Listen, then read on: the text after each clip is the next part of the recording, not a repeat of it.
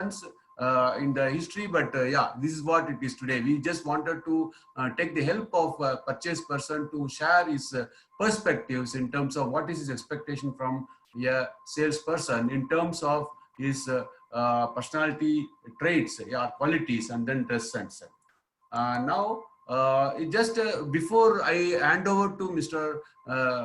S. Ramaswamy, who is purchase head of TVS Group, I will just touch upon certain basic requirements from a salesperson from the purchase people point of view, particularly with respect to personality traits and the dress sense. The enthusiasm, something very important. And I also made this kind of iceberg. If you see, look at this as an iceberg. And the top of the iceberg, what you see is the dress, the enthusiasm of the salesperson, personality, of course, neat and tidy and smiling. These are the one which a purchase person is seeing by his eyes immediately. But then there is also some more other things like, for example, confidence, resilience, competitiveness, empathy, and hunger for business. These are all very, very important qualities of a salesperson. Now, I know that all of you are using these kind of qualities time and again in your day-to-day life. But then question is that why do we do that actually? That this is what I was just thinking myself. End of the day, we all say a good product will sell, a good price will sell, okay, good communication will sell, good questioning and listening will sell. All these things are fine. Then why do you talk about what I wear and how I look like, etc., etc.? So I just thought I can share this particular photograph with you. This is a simple Colgate paste all of us are using in our everyday possibly, okay. The top of this is this containing the paste inside, okay. The bottom is a dabba, no? The box in which this is packaged, okay. But what is the use of this box? This box, we are not doing anything. We just simply open and then put it in the dustbin, right? Okay. But still, none of us will go and purchase in any shop when it is this tube is sold as just as this tube. Why? After all, you want the paste which is anyway inside the tube. Why do you not buy it without this package? Because you need a good presentable form, anything for that matter. Anything need to be presented properly. Unless it is presented properly, the real value of the product will not be really reaching the end customer or end person actually. Okay. So similarly for you, you can be very, very good in your subject. You can be very good in your all aspects of your sales activity can be very good. But if you are not presenting properly to the customer, the way in which is appreciated by the customer, in the case purchaser, okay, your quality will not be really reaching the end person. Okay, so the packaging has to be done in a proper way. That is what we talk about, this personality, personal qualities and the dress sense which is required for the packaging. Let's talk about the dress sense. Tell me just a small quiz. Out of these three people, whom would you like to go? I mean, seriously, I assume that all these three people are going to a customer, okay, and trying to meet a customer for some business, okay. Whom do you think the customer will be happy to meet and talk and discuss? Definitely, I mean, this answer is very clear. Not the first, not the second, the third person, right? But the question is, all are wearing dress, all are in fact trying to shake hand. What's wrong in that? But then you can see the first person is more like he's not very serious about that. The second person also is not that serious. But then also one more thing is just showing his hand sideways, for example, right? He's not. That means he's not bothered, kind of. At least third person has got the courtesy of wearing decent dress and then showing his hand actually. So the dress, even though the dress itself is not going to bring any business or going to give any information to the customer. But customer doesn't want to meet somebody which is very shabby dress and things like that, right? Okay, so then what is how do we wear? Question is very simple. You wear a decent dress, not dark red, very with flowers, big flowers. These are there. There are some party dresses are there which cannot be worn to go to a customer. Okay, But there are, I'm not talking about wearing only a suit and coat, but then if you wear a decent dress means actually a light color shirts, for example, okay, and then without this kind of flowers, etc. Definitely not t-shirts. T-shirts cannot be when you go to a customer actually. So when you go for business meeting, t-shirts are not really, at least in Indian culture, we don't appreciate t-shirts, okay. Definitely we don't appreciate jeans also, okay, because these are all customer. In Indian culture it is like that. Maybe Western culture is different thing. Customer don't appreciate wearing a jeans or t-shirt and things like that. So one has to be very careful in wearing the dresses, okay. And even for the ladies, the same thing actually. If you wear any dress very clearly, you should not irritate the eyes of a customer, should not distract the customer from the main point, because customer should not be always looking at your dress. So if your dress is going to be more attractive also, it's a problem, okay. And then shabby also is a problem. So you have to maintain that kind of decency of using a dress which is really giving the customer soothing to his eyes, not irritating him. At the same time, make him to focus on the job and the business, not really diverting the attention of the customer. So same logic applies to ladies also. If you wear a dress which is decent enough so that customer is not distracted from his main point, and not really getting this kind of like a very flashy or very kind of like flowery and things like that. You have to avoid the dark colors and can avoid that. Now, enthusiasm is something which is very important for a salesperson. Now, you tell me the first picture and the second picture. The first picture, even seeing the picture itself, we are getting excited, right? Actually, we are become enthusiastic. Okay. So, but then when you want to go and talk to somebody, will you talk to the second person? Is an old person looking very dull and tired, and he's gone actually. So even this person is going to give you a good amount of information, good amount of knowledge, etc., etc. But then you will be little unhappy to even talk to this guy. Okay. But this first picture, actually, you'll be more happy. Even nothing is there, you will still be happy to go and talk. You'll still be happy to make a relationship better. So the customer really will appreciate if you're enthusiastic. Okay. But what's wrong being enthusiastic? The problem is that when you have so many things are distracting in your attention in your day-to-day life, actually, remaining enthusiastic is a challenge, but you have to be, irrespective of whatever be your situation on that day. It can be traffic jam, it can be your boss has scolded, it can be some business pressure, sales pressure, doesn't matter. You have to be enthusiastic when you are meeting a customer. That's very important. And resilience is something which is very important, a top point for a salesperson. What is resilience, first of all? Do you know what is, do you know this picture? This is nothing but a shock absorber in your motorbikes, okay? Why do you have a shock absorber in your motorbikes? Because you have to drive in the Indian roads with all these ups and downs and pits, etc., etc., okay? Every time when you drive on a pit or the thing bump, okay, your bottom will be really affected, right? So for you to have a very smooth riding, this shock absorber is required actually, okay? It has got a resilience. What is resilience? When something, it just press and expand, press, expand like that, okay? Similarly, as a salesperson, you must be really having the cushion effect, okay? You cannot be put down by a customer. You cannot be disturbed by the mood of the customer. You cannot be disturbed by the way in which customer has, appreciated or not appreciated you, and so many other things actually, okay? So that day, possibly because of some reason, actually customer is upset, you should be able to hold on your fort, okay? Many customers try to put you down, consciously also, knowingly also, in order to possibly get a better deal from you. They'll say that your company is useless, your product is useless, etc., etc. They will say your product will not work at all, or at least they will say that I'm getting off the price of what you are giving. So these are many ways they try to put you down. What you have to do is you have to maintain your resilience. You have to maintain you can't fight with the customer, but you have to maintain resilience, and then ensure that you maintain the same level of enthusiasm, and then deal with the customer, talk to the customer, irrespective of whatever be the put down customer makes at you. That's how the resilience is all about. It's very important piece of quality required for a salesperson. Competitiveness.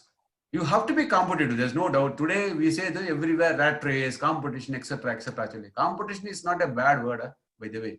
So you have to be competitive in any form, in your college, school, or even job, or even business, etc. You have to be competitive. There's no doubt about it. Okay, but then you have to be competitive positively or constructively. What I just give an example.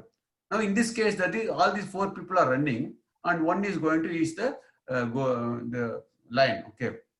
The second man, if he has to compete and then win this first man, he has to run fast and win. Suppose if he's going to pull his legs of the first person, okay, or somehow cut the leg of the first person, somehow put a hindrance for the first person to run, and then he runs and then win it, for example. That is not competition. That is not competitiveness. Competitiveness is basically the one where you improve your quality or you improve your approach, etc., vis-a-vis the competition, and then win in the presence of the customer. That's what the competitiveness. So you have to be competitive, but it doesn't mean that you try to kill the competition. You try to do some sort of negative way of beating the competition. That is not accepted actually. So that's why I put this example to show that you can win in this running race. Second person can come to the first by beating the first person by running faster. That's how you have to really competitive. It has this competitiveness is appreciated by everybody, not appreciated. Okay. But then you cannot be negatively sort of pull the legs down and then cut him down, or put a hindrance and then try to win the game. That is not accepted actually. Okay. The same logic in your business also. You have to be competitive. You understand the competition, how you can be better than the competition. Try to analyze yourself and then put yourselves better than the competition. Naturally, customer will appreciate that. And then empathy. Empathy is again a very important quality for a salesperson, because when you deal with the customer, you must understand the customer situation and then put yourselves in the shoes of the customer and understand what is his problem, why he is not buying, why he is delaying, why he is asking me to come again. Because there are many reasons can be there for the customer to buy or not to buy, to decide or not to decide actually. Okay. If you're going to be keep on pushing, because as they say in a salesperson, many people don't like deal with a salesperson because according to them, the salesperson is a nuisance, is a hindrance. He will keep on pushing me, pestering me to get the order and things like that. So you have to be really empathetic with the customer, understand his difficulty, and then handle him based on his mood situation. Then you will be successful. So this is very, very important, the empathy also for a salesperson. And then finally, you have to be hunger for business. This is very important. Mind you, all your purchase people who are meeting you, they're not meeting you only. They're meeting so many salespeople like you, right? When they're meeting so many people like you, they also keep judging who is good, who is bad, etc., etc. Okay. And with all these qualities you have a salesperson, if you do not have the hunger, see, because please be clear actually. When I told you how to be competitive, I'm telling you have to be hunger for business. Both are important actually. You have to be competitive, but you must also have the hunger for business actually. Okay, because the customer says come next month. If you come back the next month, customer will feel that you are really not serious about business actually, because you see the glow in the eyes of this boy actually. The boy is having so much hungry and he is trying to eat very fast this particular dish actually. Okay, this kind of hunger is required for a salesperson, which a customer will appreciate, and they'll make it more serious about the whole discussion and the activity. That's the whole idea actually. So you must have hunger for business. So I just covered quickly about some of these qualities, what is required for a salesperson, about the dress sense, about the competitiveness, hunger for business, empathy, perseverance, or your resilience, etc., etc. Actually, I don't want to spend too much time on this discussion, because this is not a presentation I'm going to do. We are going to have an interaction with our guest actually. So I think this is a time to welcome our guest. Let me welcome Mr. Ramaswamy Seshadri, who is the the purchase head for TVS Group. Those of you from south of India should know about TVS. It's a big group. He is a purchase head in that organization. He has got the experience of last 3 decades in various functions. Of course, I request Ramaswamy to kind of explain about his background before we move on to. The pattern is like this. I'm going to ask questions to him, interact with him. So he is going to explain to me about his observation as a purchaser, what is expected from the salesperson. I wish all of you open up and then keep asking as much questions as possible. It is a very rare and unique opportunity. No purchaser will be willing to come and, maybe I should not say this, but then waste his time with the salespeople in this kind of forum actually. So I am really appreciative and thankful to Mr. Ramaswamy. Thank you so much, Mr. Ramaswamy. Just can you just brief about you, and then we can move on to the questions, please. Yeah. Dawsad, thank you very much, Mr. Ramesh. You founded the organization that Visho Group, which is a salesman platform, which is of interacting. It gives more interaction for the salespeople and to know the things, what is happening in the market, day-to-day activities. And more of competition also it talks about. So this is a rare opportunity. This you have inaugurated this website. And I am very much delighted to be present here. Thank you once again for giving me the opportunity to be present here. And I'm sure with my purchase, I have 3 decades of experience in the materials management field. Right from, I have commenced my employment with Ashok Leyland, Ambattur division, and I have dealt with engineering items. Subsequently, I moved on to the other company called Autolake Industries, which is currently being owned by TVS Group of companies, and got acquired knowledge with respect to procurement of castings, forgings, rocker arm shafts, and all raw materials. Then, I worked in a company called Monterey Leathers. Monterey Leathers, you'd have heard about it. It is a Ranbaxy group of companies, and wherein they deal with, they have a tannery division at Vellore, and shoes factory at Ronipet, and I was buying the leather chemicals. And subsequently, I have the opportunity of joining in one of the leading FMCG industries, namely Kavincare Private Limited. Kavincare, all of you would have heard about it. They are the manufacturers of Forever Fairness Cream, more of this thing, Forever Fairness Cream and moisturizing lotion, nail shampoo, chick shampoo, all these things they have been manufacturing in addition to talc. So from there, from that FMCG, I moved on to TTK Healthcare, wherein, I was in charge for procurement of natural rubber and other chemicals. And finally, I have the opportunity of joining in the TVS Group of concerns, namely Sundaram Industries, Madurai, who is manufacturers of automobile components.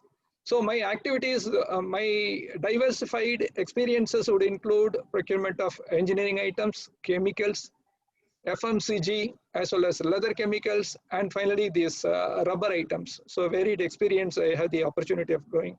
As a result of which, that knowledge, which gives me strength actually to deal with any of the salespeople also.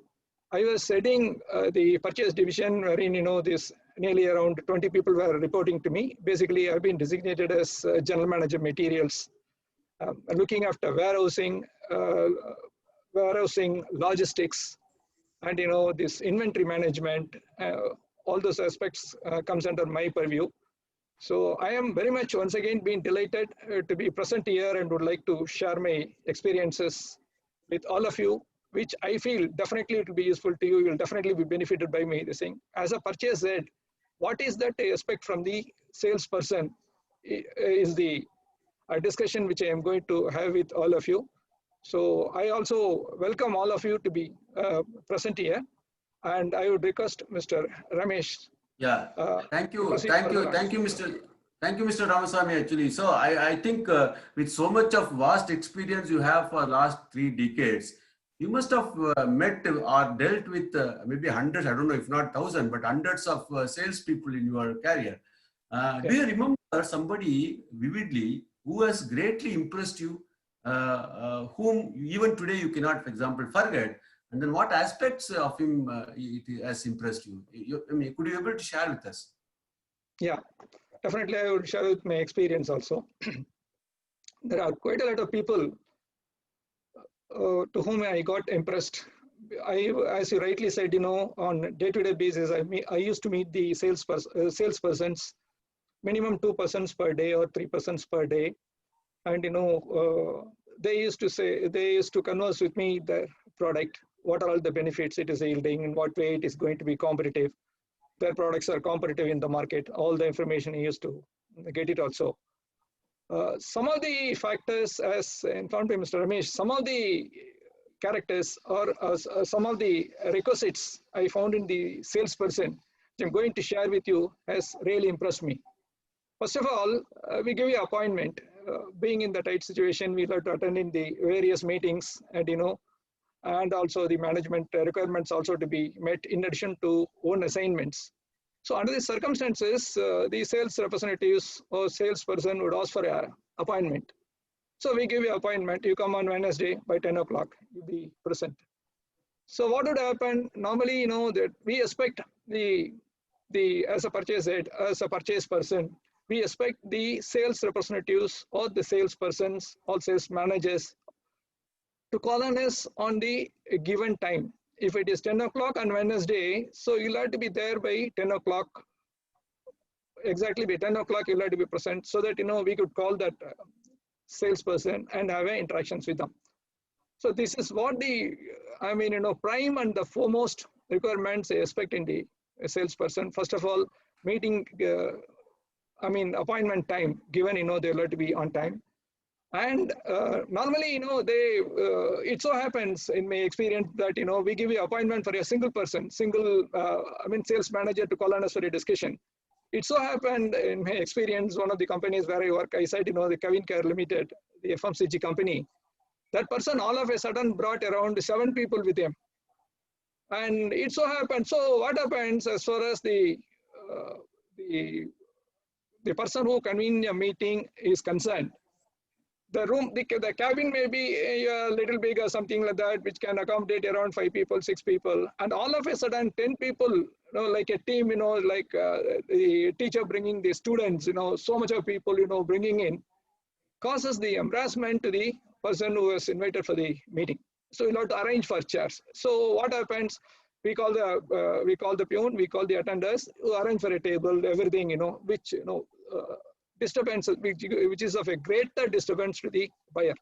So it demoralizes the whole thing, the whole aspect of convening a meeting, the whole aspect of concluding the negotiation is lost in the first instance itself, because you lose the ground, because you make calamities, you make, in the most unorganized manner, without informing the buyer, bringing so much of people into the cabin, created a problem that need to be avoided. And, the third thing, what we have been expecting it, a person who comes for the meeting, as informed by Mr. Ramesh, founder of Vishwaguru, you should be neatly dressed. The first impression is the best impression, and, that need to be definitely be maintained as far as the sales personnel is concerned. So if a person is not neatly dressed, what happens? He loses interest, and by looking at himself itself, opening the topic would be very, very difficult. So the foremost requirement will be a dress sense, which is to be met. Not only that, whenever the person opens the door, you will have a smiling face. This is what most important. This is what one of the requirements of this I would like to convey. You approach the buyer with a smiling face, then only you will also be entertained. Needless to mention that smiling is always contagious. If you smile, the buyer would also smile. If the buyer smiles, you would also smile. Similarly, if you don't smile, that also, bring the unpleasantness in the meeting also. So these are the basic requirements at which it is to be met. And, I have seen in my experience, certain representatives, when they are meeting the purchase head, they expect a conducive atmosphere. What is conducive atmosphere? Moment they enter, they would talk about you. If sales representative is having more acquaintance with the purchase person concerned, you would also ask about family. Nothing wrong in that, because you have so many times you have the opportunity of meeting him. You get to know his family members also, about family, few words which delights the buyer also. In other words, I could say, yeah, salesperson will have to give you a personal touch to his approach. This is what more essential. Even in your, salesman's house, if there are any functions happening or any other small gathering is likely taken, wherein if you feel that the purchase person could also be present, send an invitation, because you give a personal touch. More and more the personal touch you give, the buyer would feel, very happy, and, definitely the things would go on in the most smooth manner. These are all the basic requirements I expect.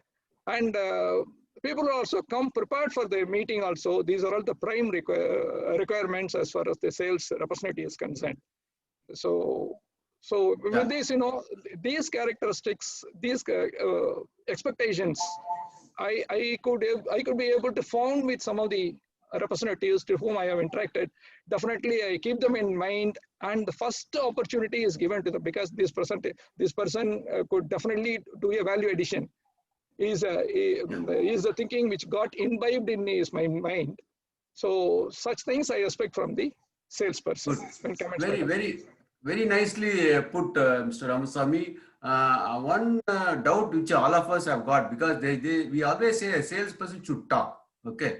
But then I know that many purchase people are allergic to meet salespeople, because this salesman will keep on talking, will not even listen, he will not do.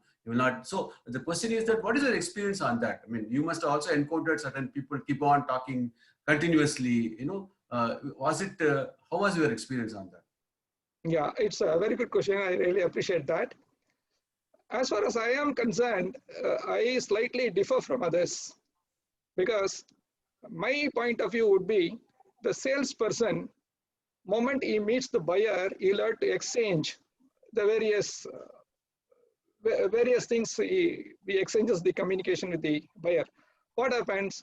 The buyer is getting enriched of his knowledge. So the salesperson, first of all, he comes, he talks about what is the current scenario about market. He shares the information with the buyer. Buyer may be aware, may not be aware, or whenever any sales representative is present, I am a buyer. When the sales representative comes, I think he is a potential source from whom more of information could be gathered. I use it that way. I use this platform as more of gaining knowledge, more of getting information like this. Most of these sales representatives, for an example, leather chemical supplies or any other, they're saying, they may, the same company may also be supplying the material to other competitors. In which case, when the representative comes, he himself would reveal the information that, no, sir, last month, normally the consumption of X chemical would be around 25 kilos. Last month, your competitor has purchased 250 kilos, 10 times the increase has taken place. And also they will reveal the information. These are all the new products at which the company is, your competitor is developing. So such informations you would exchanges also. They would also share the information that what is the import quantity into India, what is the export quantity, what is the potential available in each this thing. So I give more value to the salespeople, even though they talk about little too much, I use the word. As far as the buyer is concerned, they are to grab all the information from the sales representative or salesperson, such that the knowledge of the buyer is getting enriched, and those experience gained or those information gathered could be used by the buyer for development of can be used for the company's benefits. This is what I talk about as far as the sales representative. I really encourage that, but at the same time, we should also ensure, he doesn't, migrate too much from the topic, which is of irrelevant topics. We start talking, then we'll have to politely inform him that it is not the line of discussion that you have planned for. So this is what my conclusion as far as the sales approach. One more question always in the minds of the people. It's a kind of dilemma for the salesperson is, we say that we have to follow up very closely with the purchase person, okay? But then purchase person sometimes thinks it is pestering too much, for example, okay? So what is your call? Do you like people closely following, or do you like people to just give you the information and things like that, leave it, or I mean, why I'm asking is the question is that some people are saying that pestering is not right. Actually, pestering means, I don't know, there's a difference between pestering and persuasion. I don't know. Yeah. Do you, I mean, can you kind of explain about that? Yeah, I understood. Pestering, actually, sometimes, as you rightly said, it irritates the buyers because we call, when some new chemical to be purchased or some existing chemicals renegotiation takes place, we would have also buyer, we would have also bet so many salesperson. He would have also explained the features of the products. So many discussions would have happened or may be happening, and there are 5-6 people maybe in the competition, and the buyer need to decide finally only as to taking into consideration of the value addition of the product. Point number one. Point number two, the pricing aspects, and point number three, customer expectations, and from the management perspective, the cost reduction, to what extent this material could contribute for the cost reduction. So those parameters also to be need to take into consideration. So before arriving at a decision, although the discussions are over with the salesperson, if somebody continues to pester, it will normally be liked by the buyers. However, we need to really appreciate the efforts that has been put in by the sales personnel for the continuous follow-up. As long as the requirements are met, they would automatically, by virtue of merit, that particular company would be getting the order. This is what it is. Okay. Have you anytime purchased from a company just because of the salesperson, even though there are many competitors giving a similar offer, etc.? Just because do you think something comes to your mind that just because this person is good, I am buying from this company? Something like that happened to you? Don't get me wrong. Actually, for this question, I am going to answer in the purchase management perspective. What will happen is, it is not the person per se that matters. Of course, we have all good opinion about him. Definitely, good intentions are always there, and definitely that salesperson is trustworthy. Everything is there. I'm not denying about it. But what is more important in the purchase perspective is, when his products is meeting the requirements like quality, price, competition, everything, then automatically the buyer will be lured to place the order with the existing person. It need not be necessary by virtue of the acquaintance with the sales representative that orders need to be put, until otherwise, there are various other reasons. First of all, the buyer will not have a closed eyes with respect to the market conditions, because we may be dealing with a particular company. We may have a belief this person is dependable, he will continue to deliver the materials. That sort of opinion would prevail. But what is more important in the purchase perspective is whether any other product, similar product, manufactured by some other manufacturer would meet with our requirement at the competitive pricing, deliver more values, and other deliverables also to be met.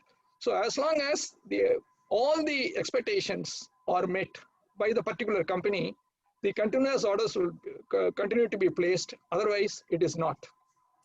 I was just, Mr. Ramasamy, I was asking a question slightly for a different reason. That assume there is a company, product is good, everything is good, offer is good, but the salesperson is not that good in terms of his approach, in terms of his follow-up, so many things. Okay, but there's another company which is basically not having that good. The product, maybe offer itself is not good, but then the person is really good in terms of approaching, etc. So, do you think that salesperson makes a difference, or do you say that irrespective of whether a salesperson is good or bad, if the company gives you the good product at good price, I will buy? Is it so?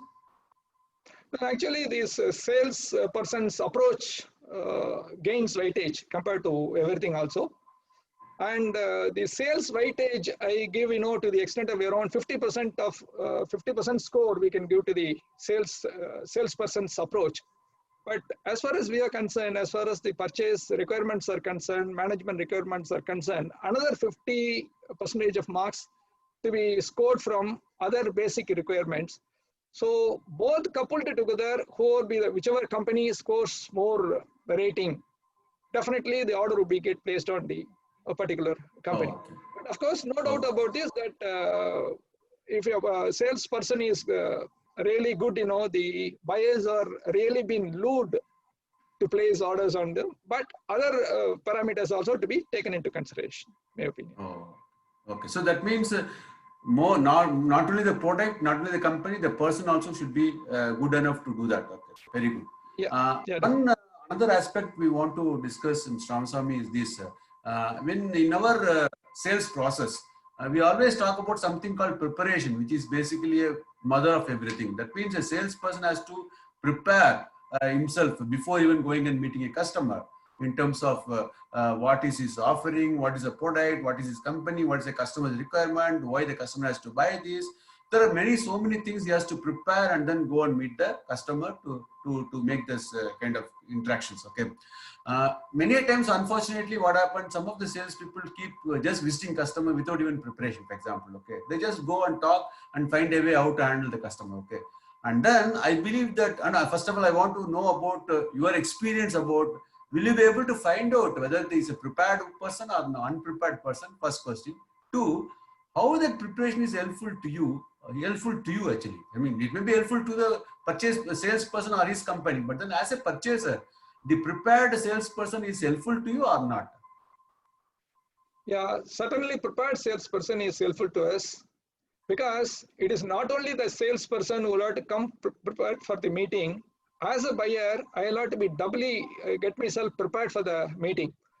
I should know what are all my requirements.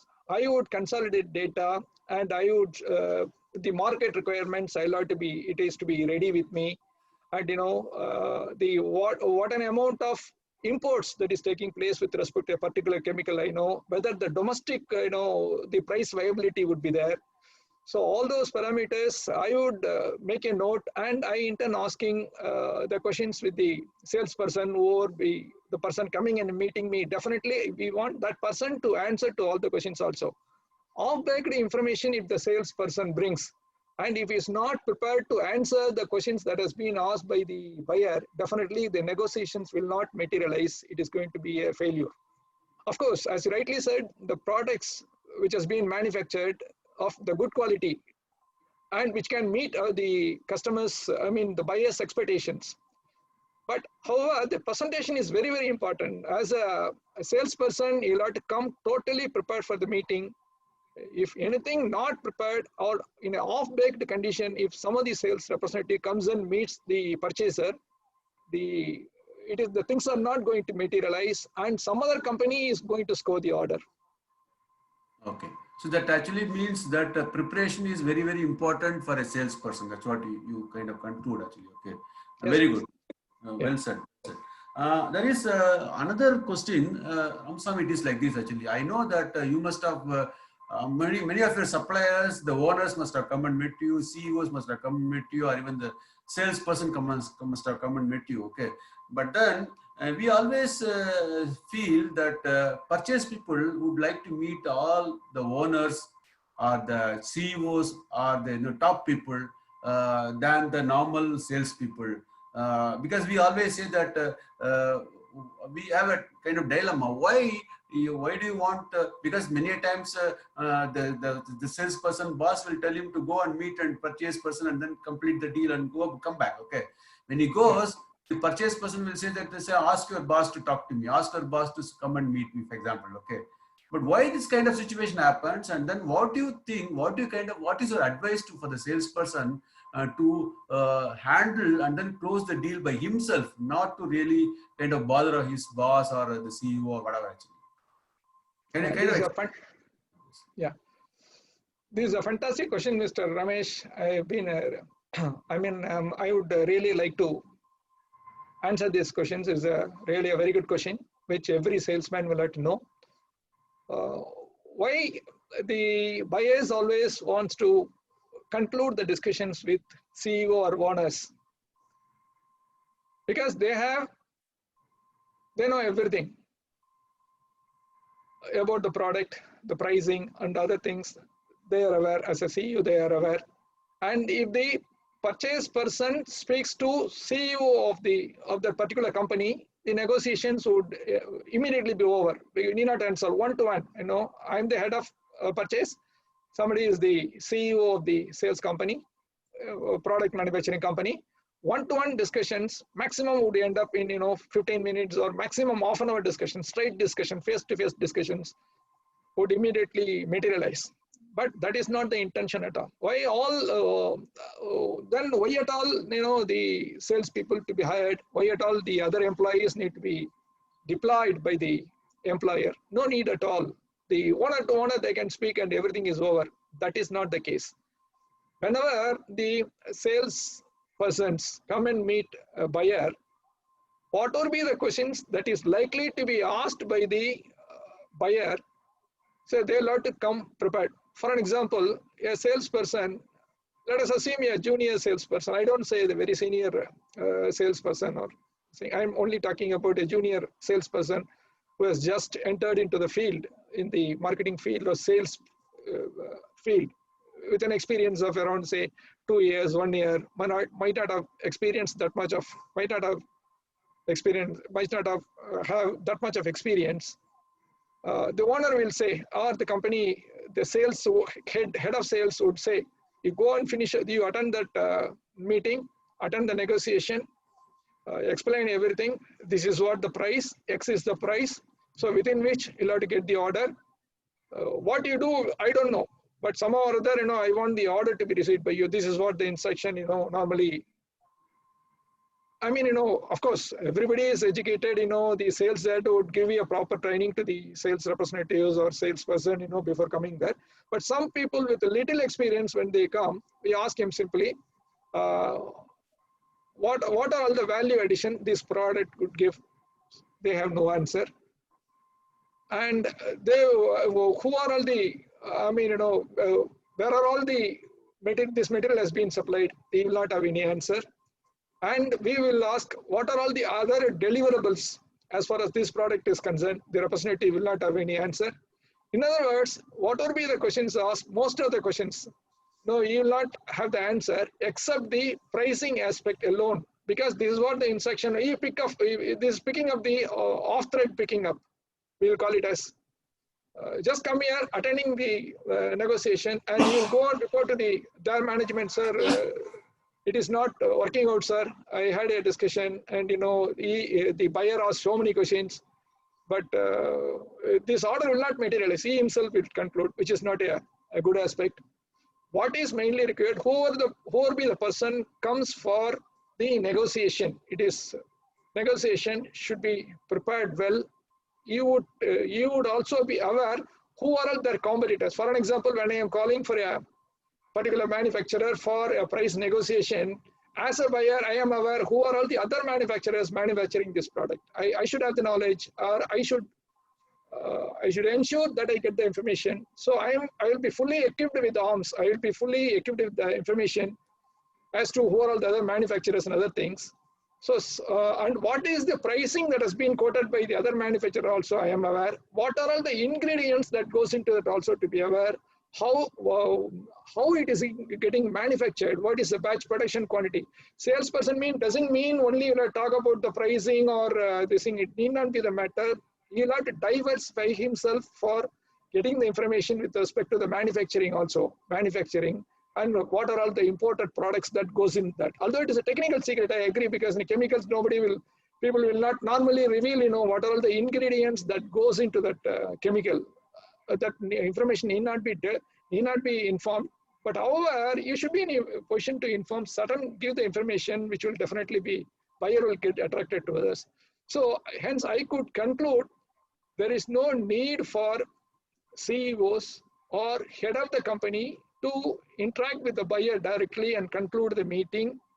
If the representative or the salesperson who calls on the buyer for negotiations comes totally prepared of the requisite information, the negotiation will as well be concluded, definitely. Concluded. This is what my perspective. Well said, Mr. Ramaswamy. I think what you meant is that the person has to be empowered and given all information, and also he has to be given enough powers to take a decision of his own. If Yes. for example, if he tells you that I will go and ask my boss and come back, will you like it? I mean, you will not like it. Not. What possibly you are saying that, okay. It's very interesting discussion going on, Mr. Ramasamy, and lot of insights you have been throwing on. I got a couple of more questions to talk, but then before that, let me ask the audience to kind of open up and then ask questions, whatever they have. In between, I will chip in with my own questions also. Just let me definitely. open. Yeah.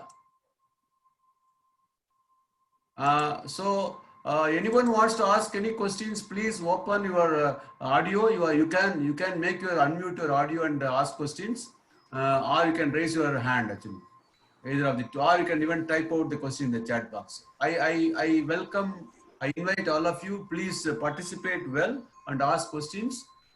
And any questions from anybody? Yes, sir. Yes, sir. Yeah, good morning, please. Mr. Ramesh and Mr. Ramasamy, for very nicely explaining the matter. I would like to clarify, actually, from my understanding from Mr. Ramasamy, regarding this, if a salesman or from the seller company going to sell a product for a higher price, suppose 6 to 8% or even 10% higher price, but that company is having a sustainable product, consistent products. So how do you rate? How do you find that having paying a little high price to get the right, consistently sustainable products compared to other competitions? You understood the question, Mr. Ramasamy? What he says is that if you understood, please go ahead with your answer. I think you are muted. Mr. Basu? Yeah, please go ahead. Go ahead. Yeah, your question is a very good question. Actually, it is not the question of paying, 5% or 10% of the higher price if the product is really good. It doesn't matter at all. But what is required is, there are, in any company for that matter, there is a particular price is fixed. For an example, in a formulation, the X component is this much, Y component is this much, overheads is this much, and profit is this much, and on which, what would be the sale price. You being a salesperson, you are aware, this is how the prices have been, price of a product has been arrived at. As a buyer, there are limitations to diversify too much. We cannot also consider, if you, for an example, if you have perfume, let us assume in a FMCG industry, a perfume price, 100 rupees is the earmarked price in which, the formulations would have been done. When we say 100 rupees, for an example, it is a jasmine perfume which has been used in the shampoo. Our R&D would have worked out the perfume cost 100 rupees. It is not the question of, just like that say, 100 rupees, because there's no logic to that, how did you arrive at 100 rupees? It would have cost about more or something like that. But prior to arriving at the price of any material, this R&D would have worked out the formulation in which, the cost aspects, cost splitter would have been considered, in which, if the factoring has been done for say 100 rupees per kilo, as a purchase person, we can go up to around 5% extra or 8% extra. That means, as long as we are convinced, if your product could deliver our expectations, we could definitely consider it. No harm in that, because the purchase heads are being empowered to take such decisions. But however, how we manage that? Suppose 100 rupees perfume, 105 rupees or 110 rupees I'm giving you, I'm convinced. So I'm the final authority. I intend finalizing it. I got all the powers I can finalize. But however, 10 rupees extra means we'll have to ensure that 10 rupees price increase we are given in the perfume. Hence, the 10 rupees price increase, I need to adjust in some of the chemicals also, which we are definitely capable of, because, we are aware, where are all the cushions that has been built up by the salespeople in everything, because we have all the market information, imports knowledge, etc. That's not a problem. So my answer would be, even though the price is on the higher side, if it meets the expectations or deliverables are met, we would certainly go ahead and consider the same. There is no second thought about it. Thank you so much, Ramasamy. Thank you so much for nicely explaining it. Thank you. Who is the next person? Two questions. Please go ahead. Correct. Please go ahead. Sir, good morning, both of you. Two questions. Yeah. First question: when salespersons visit Yeah. becomes your habit. I repeat the question. Yeah. When salesperson's visit becomes your visit, that is first question. And second, how salesperson can distinguish between real buyer and only the negotiator. Okay, let me answer this. It's a good question. So it is not the question of negotiation alone that comes into picture. Buyer means prior to you would have submitted the samples. Any item for that negotiation doesn't take place simply. So we will not entertain the so to say X or Y to come into a cabin and discuss about the pricing. That sort of this thing activities will not happen in the reputed companies. Most of the FMCG industries. I am from the FMCG industry. Prior to calling the salesperson into our cabin or negotiation table, their products would have been approved. Their products would have been approved in the sense, at least let us assume that two more competitors may also be available. X competitor, Y competitor may be available. X will be called first, then Y will be called. What you are telling, it is not the question of for the sake of spending away the time or to while away the time. People have called the representatives and asked for this thing also. We really mean it. People do not have time, and a time frame has been given for negotiations. So as long as your samples have been approved among two vendors, as I said, whose samples have already been approved by R&D, we will call. And who will be the vendor found to be better for our requirements, definitely we would conclude it with the vendor, and there is no second thought about it. In other words, we take up the negotiations as seriously as the sales people attending, and we cannot, as we do not have too many options to go around and beat about the bush, because it is well being done with the R&D approvers. There's a question from Raghunath Rai in the chat box. How can we understand the mindset of a buyer? How can the salesperson can understand the mindset of a buyer? No, actually, this mindset is concerned, that there is no mindset required also. Now everything is happening in the transparent manner. Suppose we cannot ask the illogical price. Price cannot be illogical. For an example, if 100 rupees has been quoted for a particular material, a buyer cannot ask for 25 rupees or 30 rupees. It is meaningless, because people will laugh at you, laugh at the buyer, because there should be a logic in price finalization of prices also. Absolutely. So this is what mainly required. So everything is based on the logic, and it would be concluded accordingly based on the requirements. There is no question of simply finalizing mindset. On the mindset point of view, there is no need for the buyer to get mindset. It is open, everything is transparent, information is available. So there is no need. If the mindset is available, the negotiations cannot be done, and somehow or other we need to finalize. We have been empowered to do the finalize the negotiations. If the mindset of the buyer, nothing would happen. All the papers will be kept pending on his table, and it will be questioned by the management. There is no mindset on the buyer's side for finalizing. Only thing is, it not get filtered down on the various this thing. There should not be any bias among the vendors. That is different, but there is no mindset per se available as far as the buyer is concerned. Very good. In the same breath, Ramasamy, I got something to ask you. For example, somebody comes to you and says that my product price is 100, and then you say, for example, just like that, you ask him 50, he says immediately reduce to 60. Okay. Another person comes and says same product, quality, everything is same, and comes and say my price is 100. You are asking again 50. He says no, I will reduce to only 90, 80, whatever. Okay. Question what I'm asking is, if somebody reduced drastically the price in the first occasion itself, how a purchaser will think? This is what the mindset people are talking about. How a purchaser will think? Will he be appreciative of the supplier, or will he feel that something fishy with the supplier? Yeah, it's a good question actually. In the sense, this drastic reduction in prices from the quoted rate is not a good purchase. I mean, sales ethics, because the buyer will get confused. He'll be biased. He will say, how come all of a sudden from 100 rupees to 50 rupees this person comes? Why it cannot be 10 rupees? This is what it is. Be a tough negotiator would definitely consider when the prices have been, when the quoted prices have been 100 rupees and and offered price is 50 rupees, why the final price cannot be settled down at 10 rupees? In other words, a long, the prospects are available for the negotiations. Such buyers, we would not entertain in future by virtue of experience, because the dependability factor is lost. You are losing a credibility.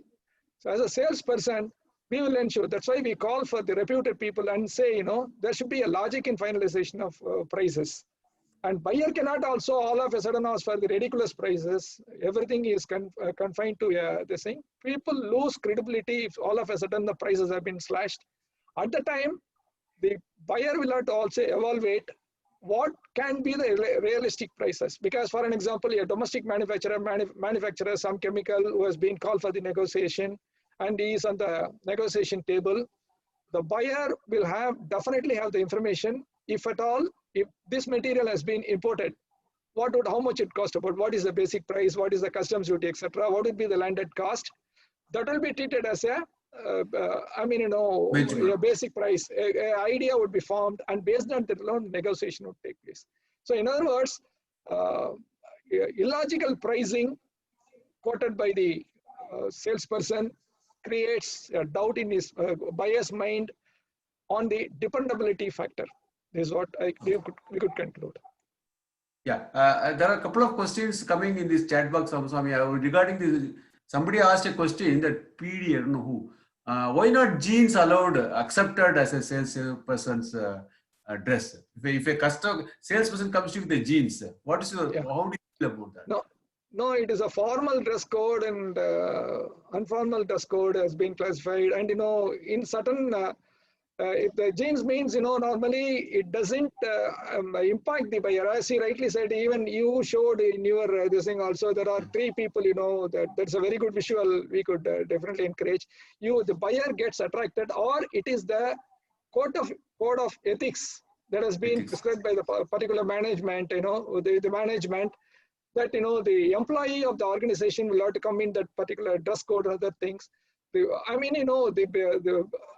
wearing jeans and coming to that brings in the buyer's mind as is a casual seller, a person who goes on the roadside, simply entering. Absolutely. To the conversation table is the impression it is getting. A formal dressing definitely would value add and brings more. The person would also be, more confident about this thing, and buyer's views is also like this. This is what my perspective. Yeah, one interesting question, Ramaswamy, from our lady member Priya Gupta. The question is that you also must have met or encountered many women sales representatives. Okay. Yes. The question is that in the meeting, generally, they feel that people talk with male than female. I don't know what's your experience, but then personally, I believe that is not the case actually, because I have also dealt with people and then seen people talking, but people only talk with people who got the stuff actually. So why should they bother about female or male? Anyway, what's your experience, Mr. Ramaswamy, on this? No, the case is not true. As you rightly said, it is not the male or female that matters. In my experience over the period of around 3 decades, I have dealt with so many women salespeople, and who are competent enough to present it in a better manner. They would come, they have all the information, focused information, and as I was telling you in the beginning of the discussion, who would be the person or who would be the representative, irrespective of male or female, who could bring in the relevant information which is required by the buyer and meeting the expectations of the buyer with respect to the price, quality, competitiveness, etc. Irrespective of the gender, it will get finalized. There is no bias on that. Okay. A question from Raghavendra. If price and quality is good and okay for the buyer, what other factors buyer will be looking for? Apart from price and quality, what else you will be looking for from the supplier? No, actually, these customer perspectives will have to be satisfied. In the sense, suppose the price is okay, quality is okay, but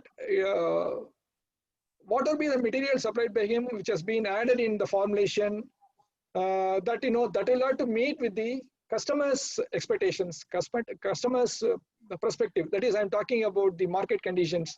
So if everything is okay, then this will be given weightage. Okay.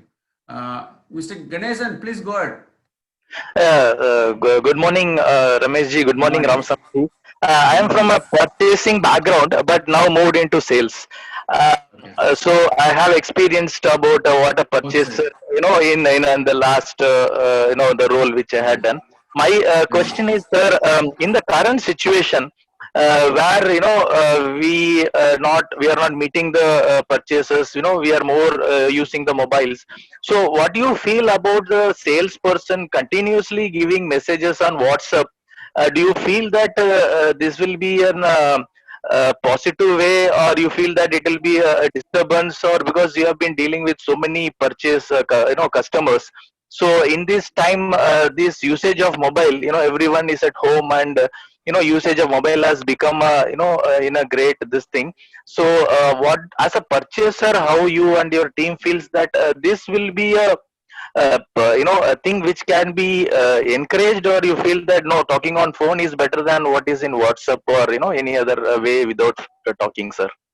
Yeah, Mr. Ganeshan, that you yourself answered the question. That the question has been well answered by you itself.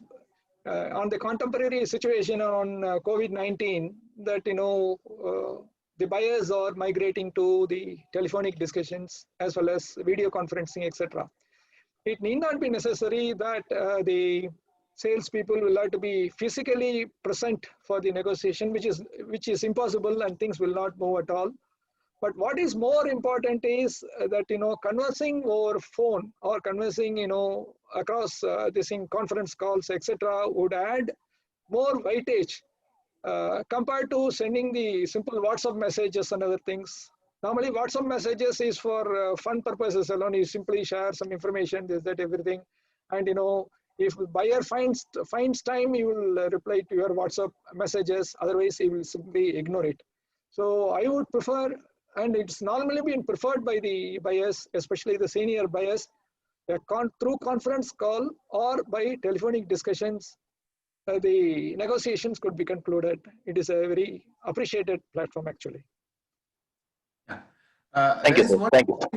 Yeah, one question from Amit Puri. Let me just rephrase the question and ask you, Mr. Ramaswamy. What his question is that, suppose you are the purchase head, okay?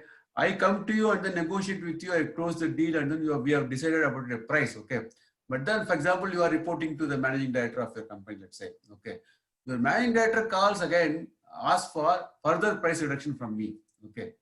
If that situation happens, how will I deal as a salesperson? Because I thought that you are the end person. I mean, I kind of finalize the deal with you, but then your boss comes and asks me for better price and further discount, etc. So, how do you respond to this? Okay, it's very interesting question, actually. This thing, normally in the established companies or FMCGs, you are aware because you also worked in the FMCG. You also worked in MNC. Yeah.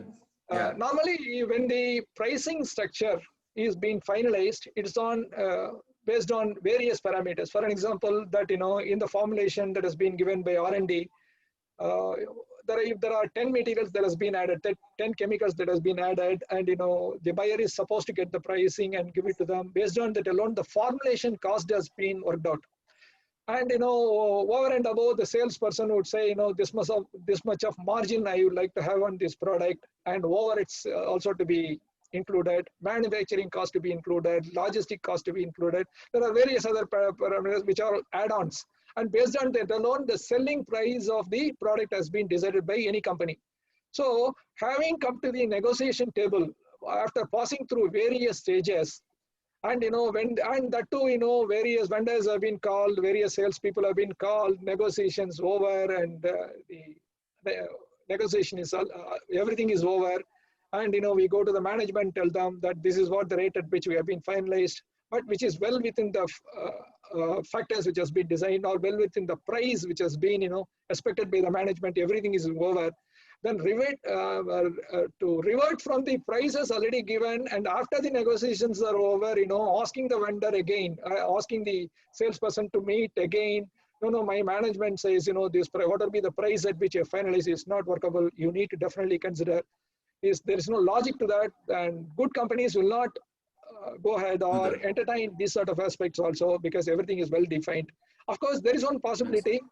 Due to the competitive environment, if the my company's salesperson feels that raw material cost to be further reduced, such that the selling price of the product could also be reduced in order to meet the competition, yes, as a purchase person, we will definitely entertain.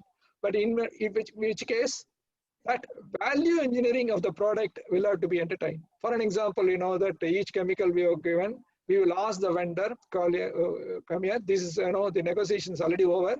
Sorry for the things already happened. Now, what is more expected is, we want this price of this material to be reduced. Can you do any value engineering, resubmit the samples, which is also to be approved by the R&D? On approval, then, the prices would be renegotiated and finalized. It is not per se, we simply call the salesperson, definitely allowed to rise. Applying the pressure, undue pressure, or, making him to get blocked down, this thing, we will not adopt as a matter of ethics, as a matter of strategy. Good, very good. Question from Kiran. How to handle customer during sudden price increase of product? Example, what he says is that the salesperson comes and says that I have to increase the price, for example. How do you kind of deal with the people who comes to you with the price increase requirements? Yeah, on a day-to-day basis, we encounter such problems, because when the currency fluctuates or any other things happen, on all of a sudden shortage of raw materials in the international market, global scenario, such things, that the salesperson would definitely ask for the price revision. It is not wrong on their part. They are doing the duty, and it is 100% correct from their angle. I appreciate it also. However, from the purchase buyer's perspective, I would like to say that the salesperson, before calling on the buyer for increase in prices, they have to substantiate it. If a buyer is shrewd, they will break up the components. For an example, if X material, is being procured, due to what reasons the price is inevitable. So there are, let us assume, some chemical. In that chemical, if there are 7 ingredients that goes in that, we will get into the breakup details. Not that simply, sir, 10% price revision I want, 20% price revision I want, then only management will accept, then only I supply. It is not the question. That will not work out with the very tough buyers or the buyers who are shrewd. There is a Latin word, obrima fide. Obrima fide means it's a Latin word which is a mutual trust. I believe you, you believe me. Mutual trust will have to be given up. So the salesperson, before approaching the purchase person, will have to be 100% sure to give you a breakup details of due to which raw materials, which ingredients price increase, which necessitates the price increase is a matter. Immediately the shrewd buyer would get into those details. Suppose if you say formaldehyde, let us assume, is one of the ingredients which has been used in the material which has been supplied to you. If you say the formaldehyde prices have been increased from 120 rupees to 200 rupees, the buyer will get into the details of import pricing. They would say whether at all the salesperson asking the price revision is reasonable or unreasonable. We will get into the pricing. So what is availability of formaldehyde in through import, if it is imported, how much it costs about. When against the import price of so much, how much this man has factored into his costing, we'll immediately find out, and thereby, everything is split out. In other words, asking price revision is not a sin, but the salesperson will have to be 100% sure due to what reasons the price revision has been asked, and buyer will get into the details, and after getting the confirmation alone, the price increase, if required, if any, will be considered. Let us Good. get into the Good. facts, Good. and thorough analysis will be done prior to consideration of price revisions. It is not an easy cakewalk.